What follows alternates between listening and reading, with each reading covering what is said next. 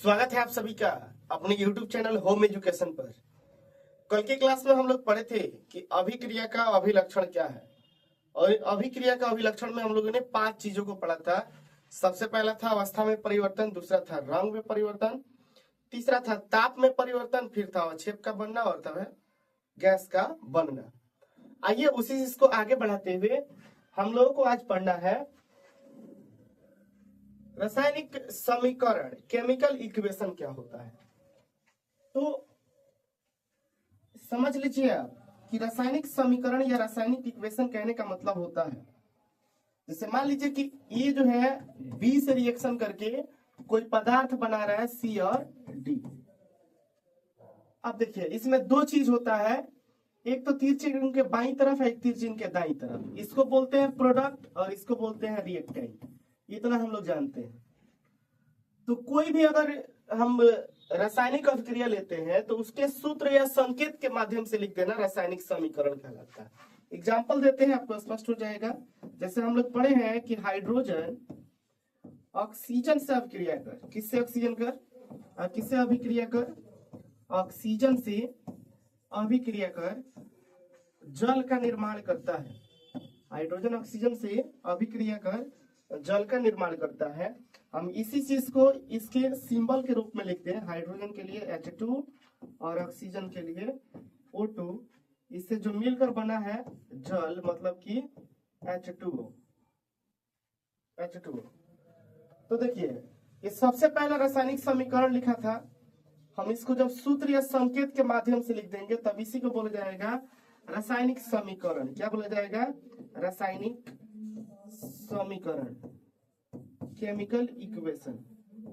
रासायनिक समीकरण, chemical equation.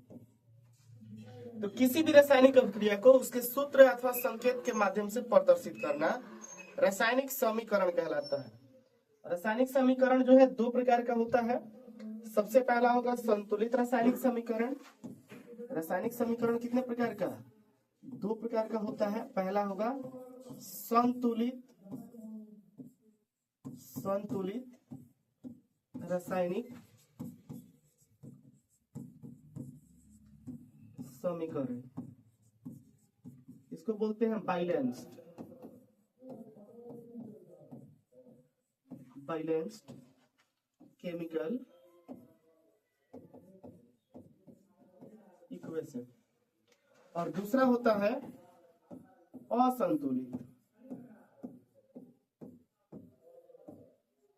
असंतुलित रासायनिक समीकरण।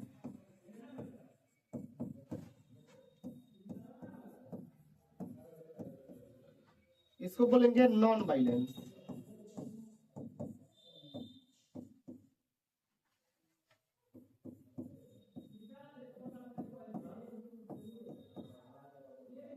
Non balance chemical equation.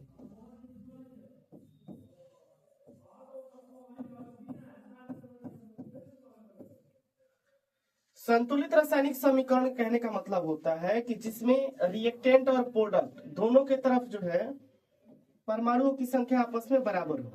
जैसे अगर हम लिखते हैं कि H2 प्लस O2, ये मिल के क्या बनाया? H2। क्या बनाया? H2। रिएक्टेंट की तरफ परमाणुओं की संख्या और प्रोडक्ट की तरफ परमाणुओं की संख्या अगर बराबर होगा तो उसको बोलेंगे संतुलित। अब बराबर नहीं होगा तब उसको बोलेंगे असंतुलित। देखिए हाइड्रोजन इधर 2 है, इधर हाइड्रोजन की संख्या 2, हाइड्रोजन तो बराबर है। ऑक्सीजन इधर 2, इधर ऑक्सीजन 1, तो ऑक्सीजन बराबर नहीं है। तो ये जो रिएक्शन दिख रहा है ये आपको हो जाएगा असंतुलित। क्या हो जाएगा?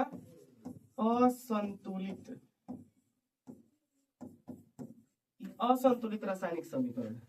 अब इसको अगर हम बैलेंस कर ले तो हम इसको लिख सकते हैं H2 और प्लस का O2 मिलकर बनाया है 2 बार H2O। अब यहाँ काउंट करिए तो 2 हाइड्रोजन, यहाँ 2 दूना 4, तो हम इसको 2 बना लेते हैं।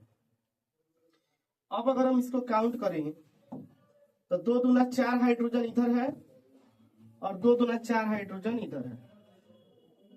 ऑक्सीजन जो है 2 इधर है और ऑक्सीजन इधर भी 2 इधर। तो टोटल अगर देखें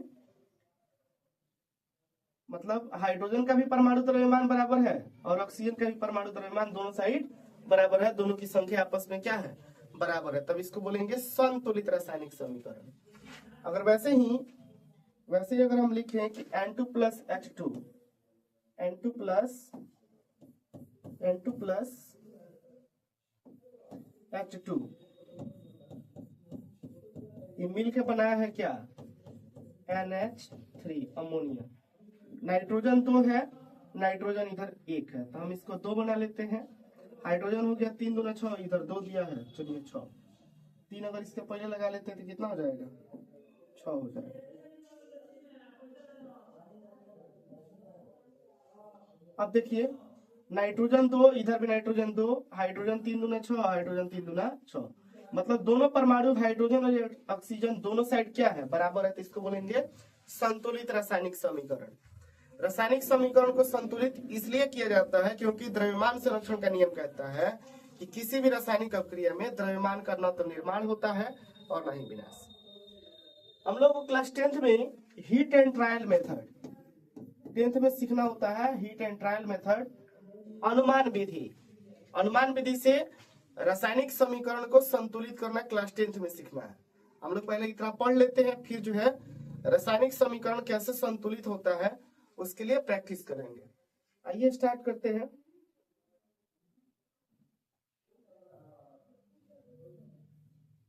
देखिए कह रहा है कि रासायनिक समीकरण केमिकल इक्वेशन, डिफिनेशन लिखा है इसका कि किसी रासायनिक अभिक्रिया में अभिकारक अथवा उत्पाद को संकेतों या सूत्रों के माध्यम से प्रदर्शित करना रासायनिक समीकरण कहलाता है।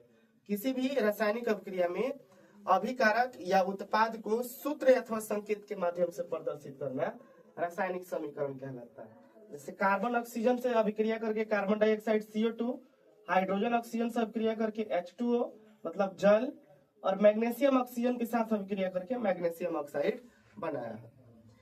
उसके बाद से इस रासायनिक समीकरण को कैसे लिखते हैं, राइटिंग ए केमिकल इक्वेशन, हम लोगों को सीखना है कि रासायनिक समीकरण को कैसे लिखा जाता है। तो ध्यान दीजिएगा रासायनिक समीकरण को कैसे लिखते हैं। सबसे पहला कह रहा है कि रासायनिक समीकरण में अभिकारक को बाईं ओर, अभिकारक को किधर, बाईं ओर, तथा उत्पाद को दाईं ओर उनके संकेतों अथवा सूत्रों के माध्यम से लिखकर उनके बीच तीर चिन्ह लगा देते हैं। उनके बीच क्या करते हैं, तीर चिन्ह लगा देते हैं। जैसे मान लीजिए A प्लस B लिखे, ये मिल के क्या बना रहा है, C और D बना रहा है। तो ये तो रिएक्टेंट साइड है, हम इसका सिंबल लिख देंगे, फिर प्रोडक्ट साइड का सिंबल लिखेंगे, बीच में क्या करेंगे, तीर चिन्ह को लगा देंगे। वही कह रहा था। अब देखिए दूसरा नियम कह रहा है कि यदि अभिकारक या उत्पाद एक से अधिक हो, क्या हो, एक से अधिक हो, तो उनके बीच प्लस का चिन्ह लगा दिया जाता है।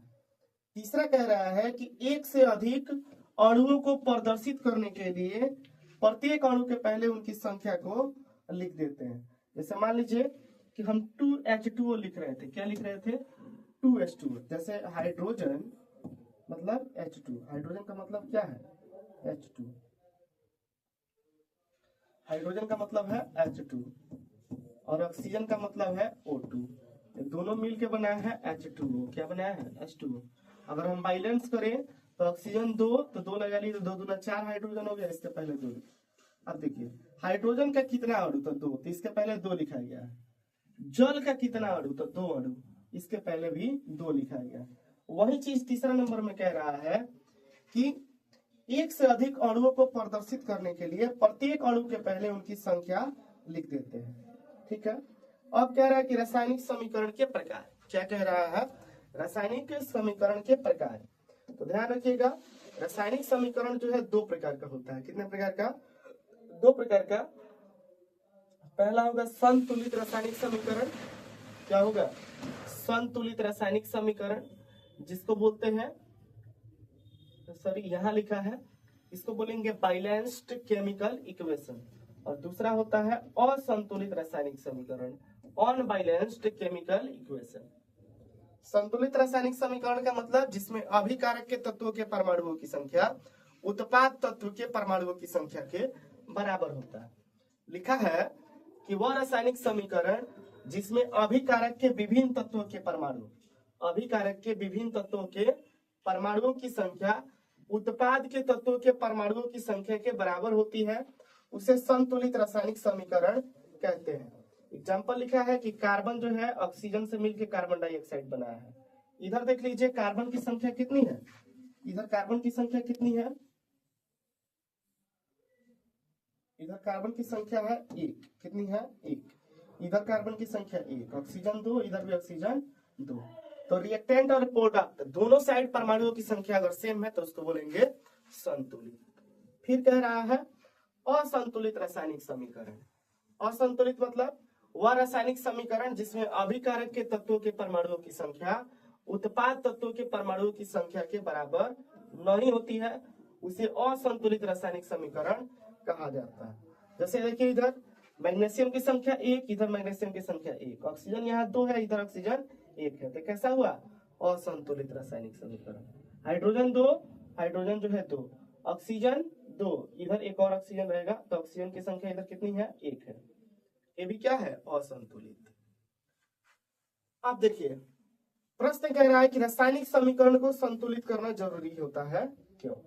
क्योंकि द्रव्यमान संरक्षण का नियम कहता है कि law of conservation of mass कहता है कि रासायनिक अपक्रिया में न तो द्रव्यमान बनता है और न ही नष्ट होता है। इसलिए अभिकारकों और उत्पादों में प्रत्येक तत्व के परमाणुओं की संख्या समान होनी चाहिए। अब वो प्रश्न भी जो है बहुत बार पूछा है कि रासायनिक समीकरण को संतुलित क्यों किया जाता है। अब ध्यान रखिएगा कि रासायनिक समीकरण को संतुलित इसलिए किया जाता है क्योंकि द्रव्यमान संरक्षण का नियम कहता है कि रासायनिक अपक्रिया में द्रव्यमान का न तो निर्माण होता है और न ही विनाश। और द्रव्यमान संरक्षण का नियम जो है किसके द्वारा दिया गया, लेवोजियर के द्वारा दिया गया था। किसके द्वारा, लेवोजियर के द्वारा द्रव्यमान संरक्षण का नियम दिया गया। किसका नियम, द्रव्यमान संरक्षण का, द्रव्यमान संरक्षण का नियम किसके द्वारा, लेवोजियर के द्वारा दिया गया था। और ध्यान रखिएगा कि फादर ऑफ केमिस्ट्री लेवोजियर को ही कहा जाता है। तो मिलते हैं फिर नेक्स्ट क्लास में, इसी को कंटिन्यू करते हुए। आप सभी का धन्यवाद।